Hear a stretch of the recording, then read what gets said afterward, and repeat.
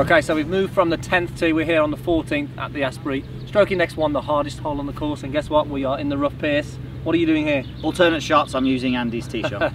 Okay, so we've got a question today through YouTube from Geese3131 saying, can you help me play a shot from the thick rough? He's really struggling with this, so he'd love to find out how to do it. Okay. So we've positioned ourselves to the left side of this hole. We've got 190 yards left in quite thick rough. It is quite thick if you miss the fairway here at Asprey, so tricky shot, Pierce, but I think whenever faced with this shot, it's really important to understand how the lie is going to affect the results, and that can help us prepare in setup and swing, but also in what club we use. So first of all, based on the lie, how does that affect the ball flight, Pierce, and what do we need to allow for? Okay, right, the first thing is this rough, this grass is going to slow the club head down, so you need to make sure that you come in with a club with a lot of loft, really, as much loft as you can take, really. But the grass is going to slow the ball down, number one. Number two, the grass is going to get in between the club face and the ball. Now this creates for a lot of people what we call a flyer, potentially, or if you're in a thick rough like this, it just reduces backspin. So basically what that means is the grass gets between the ball and the club face, it reduces backspin, still get backspin, but it reduces it, so it means it's going to go on a slightly hotter trajectory, but when it hits the ground, because it's got reduced backspin, it's going to run and it's going to bounce. So you need to make sure that you land your golf shot short of the green and then allow it to run on. Okay, so first unless of all, it's very receptive, unless you've got a very soft wet green. So the number one thing really is use more loft. In this situation, Pierce, we've got 190 yards. Your club selection would from... Sorry, yeah, I've got a 7-iron. Yeah, 7-iron. So normally his 7-iron would be about 175 to 180. So he's allowing for the little bit of run and that hot flight. So first of all, use loft. Okay. Next thing is really changing the setup. You know, making a few differences in our setup to allow for the key thing in the rough, which is a steep angle of attack. We want to hit that golf ball on the way down to give us the best chance possible of striking that golf ball. So Pierce, how do we change our setup to play this shot?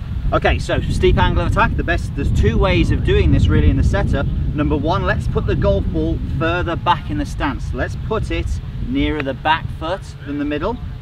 And then from there, let's lean into your lead side. So let's get you to lean into your lead side.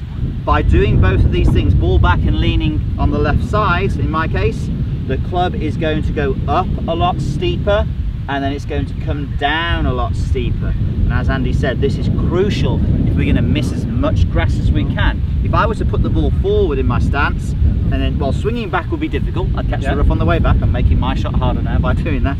But on the way down, I'm just going to hit the grass probably a foot behind the golf ball. Easily done. By the time the club head gets to the ball, then all the power's virtually gone. It just sort of duffs out about 5 yards in front of you. So ball back in the stance, lean left, and then from there we've got a steeper back and down swing. But one thing I will say, Andy was maybe going to come in there, grip it a little bit tighter. Okay, so hold on for the ride, because the rough will twist the club. You can often see the US Open, maybe US Open, but definitely the Open Championship, where you have a thick rough, you know, it grabs hold of the hose and flips it round to the left, and they often don't get out the rough when they play there. So a couple of weeks at Hoylake, you'll be seeing plenty of that. Yeah.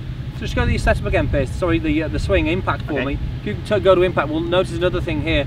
Because the ball's back in the stance and because the weight's forward, you'll see how much the handle leans forward. Now, whenever we get this much handle leaning forward, we take loft off the golf club. So we've de-lofted this 7-iron now into more like a probably 6-iron. So again, that will influence the initial launch, but also the spin. We're going to get that sort of lower ball flight that's going to run on a lot. So ball back, weight left, steep golf swing. Just got to hit it. Just got to hit it. Easy as that. Okay, right, I'll move out the way. Let's have a go at this shot. 190 yards, hardest hole on the golf course. Can you get it on the green? Well, the problem we have, we've got a bunker left and we've got rough on the right, so we have got a very small entrance here, so we're going to have to sort of thread it through there. No problem, because I'm going to grip it tight for the ride.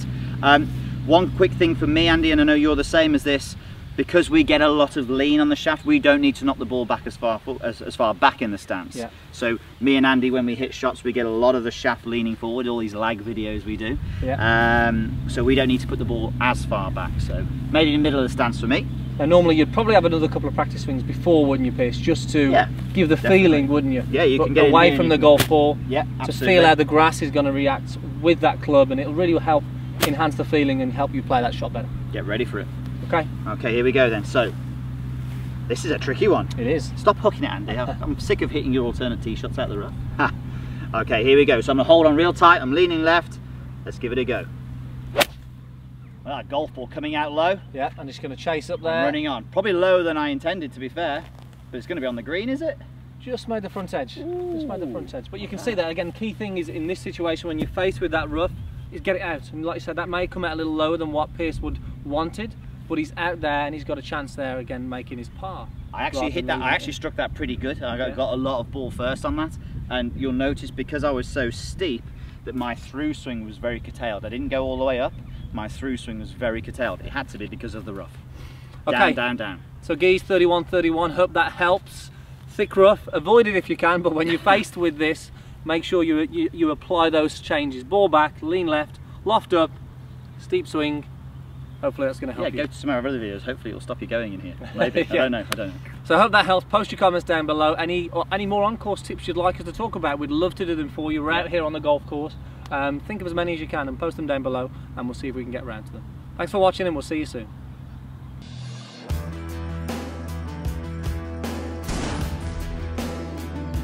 I still maintain that right wrist position. So you'll notice where the T-peg points here, sort of points out my left side. And if you early release in the downswing, you'll notice as we swing through now, first of all the club's travelled a lot further, but also the